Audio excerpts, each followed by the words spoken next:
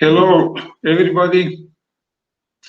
First of all, I would like to thank Professor Ahmad Edalatpanah and the organizers of this important conference for the invitation to take part at this conference. The first, my name is Luka Neralic, and I'm from the University of Zagreb, Croatia, and I'm going to talk on preservation of efficiency and inefficiency classification in data envelopment analysis. So the first paper on sensitivity analysis in DEA was published in 1985. At that time, I arrived to Professor Abraham Charnes at the University of Texas at Austin as a Fulbright scholar and spent with him 1 year.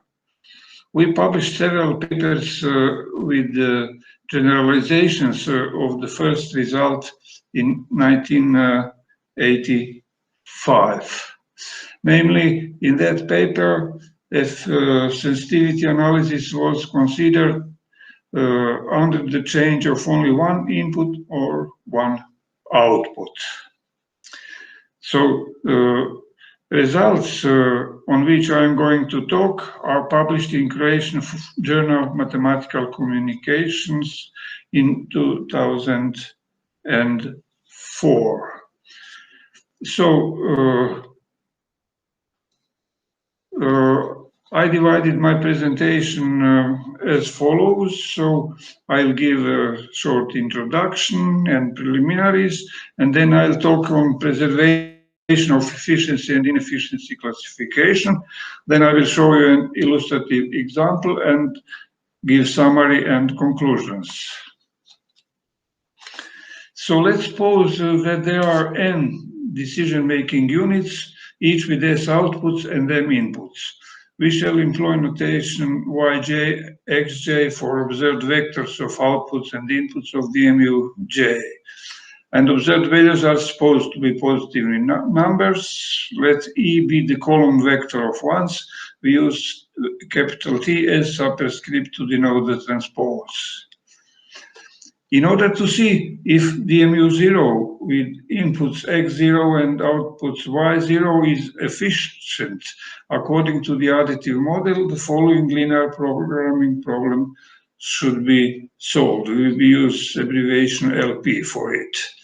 And here minimum equals 0 if and only if DMU0 is efficient. So the aim of this paper is firstly to study the region of efficiency around an efficient DMU0 according to the additive model in DEA, which is projection of an efficient DMU-G to the efficiency frontier under the simultaneous non-negative perturbations of all data of all DMUs, preserving efficiency of DMU0. And based on these sufficient conditions for preserving efficiency of DMU0, under these changes, the region around DMU0 and the corresponding region around DMU-G are obtained. And considering the relationship between these regions, conditions for simultaneous preservation of efficiency of DMU0 and inefficiency of DMU-G are given.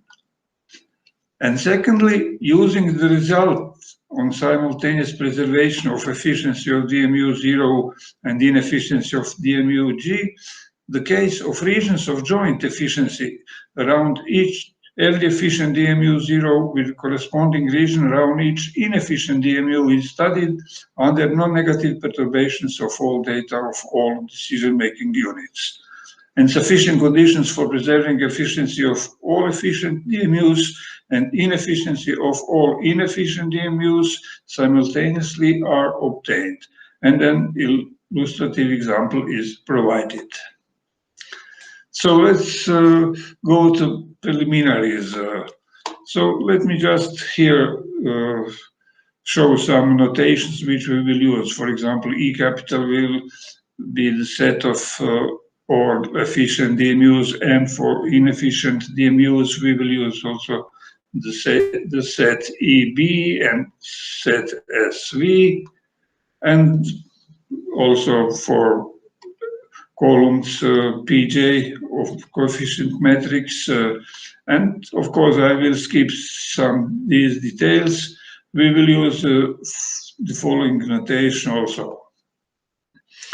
But now we are interested in particular non-negative variations of all data that preserve the efficiency of an arbitrary DMU 0. So we will consider decrease of outputs of efficient DMUs and increase of outputs of inefficient DMUs. Also increase of inputs of efficient DMUs and decrease of inputs of inefficient DMUs. And now we have theorem 1.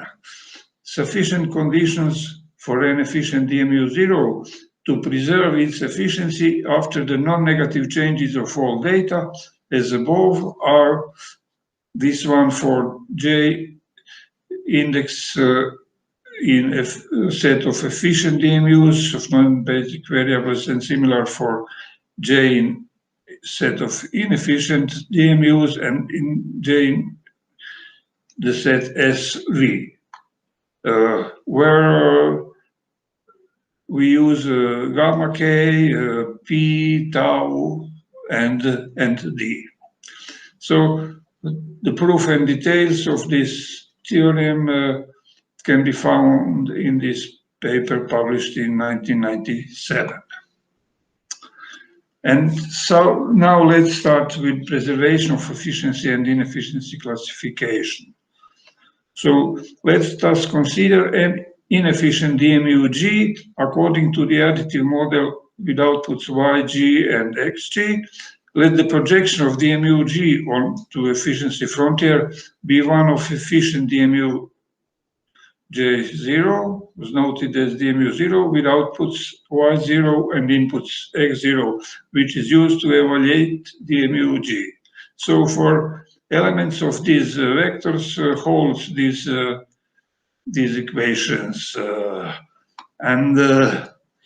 So let's consider non-negative changes of all data of all DMUs above. And then let S0 be the set of solutions alpha beta of the system of inequalities in theorem 1, including conditions in changes of all data of all DMUs above. And also we will introduce the R sub 0 region of efficiency around DMU 0 for alpha beta in S0, and also region around DMU G corresponding to this set S0. And now we have theorem 2. If the point M prime belongs to the set S0, then the point M belongs to the set which is intersection of these two regions. Moreover, in that case, there is a facet F0 of S0 such that this holds and these points for alpha beta in F0 are in the corresponding facet F0 hat of R0 and of this one. And we have also theorem 3. Let us consider the set S0 prime, which is the set S0 without this facet F0 in theorem 2. And for alpha beta in this set S0 prime, efficiency of the DMU0 and inefficiency of the DMU-G will preserve simultaneously. Namely, in points in this facet, it can happen that efficiency of efficient DMU0 is preserved, but inefficiency of DMU-G could be changed to efficiency, and we have to exclude them. And we also can consider set S star, which is intersection of all these sets Sj for all j in the set of efficient DMUs, and if this set is non-empty, so we will consider Rj as a region of joint efficiency around DMU j for each j corresponding to this set S star. And for alpha beta in this set, efficiency of all efficient DMUs under the non-negative changes of all data will be preserved.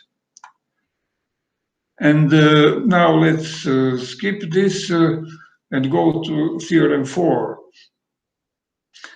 For alpha beta in the set Q star, who is subset of set S star, in which let's say we have points for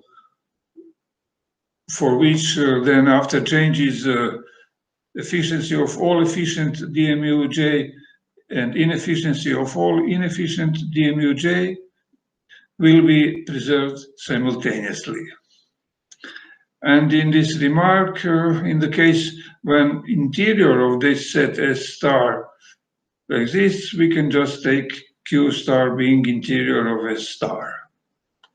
And let me go to an illustrative example, which I'll show you very quickly. So there are 5 DMUs with one input and one output in this data, and the corresponding efficiency frontier is in this figure 1 with efficient DMUs P 1, 2, 3, and 4, and inefficient one P DMU 5.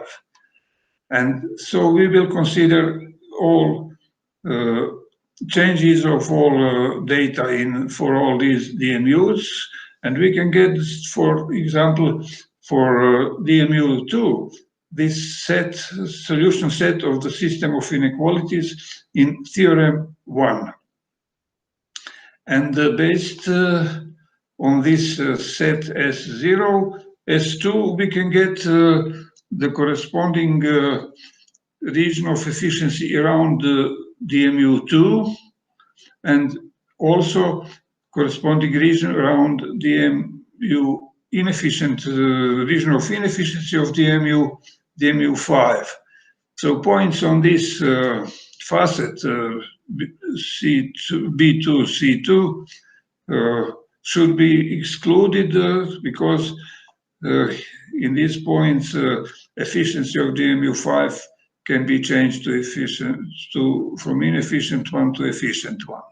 And also we can get the solution set S star, which is intersection of all these sets for for all efficient DMUs. And finally, we have efficiency frontier with regions corresponding to S star for DMU 2 and DMU 5, and others DMU 1, 3, and 4. And I will skip summary and conclusions. Let me just mention one of the topics for further research, because conditions in theorem 1 are sufficient but not sufficient necessary. So are conditions in theorem 3 and 4. And open question is to find necessary and sufficient conditions for these cases. And the same holds for the proportionate change of all data for the additive CCR and BCC models. There are acknowledgements to Professor Rajiv Banker, who suggested research on this problem, Professor Sanjos Lobets for his valuable comments and suggestions, and to an anonymous referee for his constructive comments. And let me show you just a few references. And finally, thank you for your attention.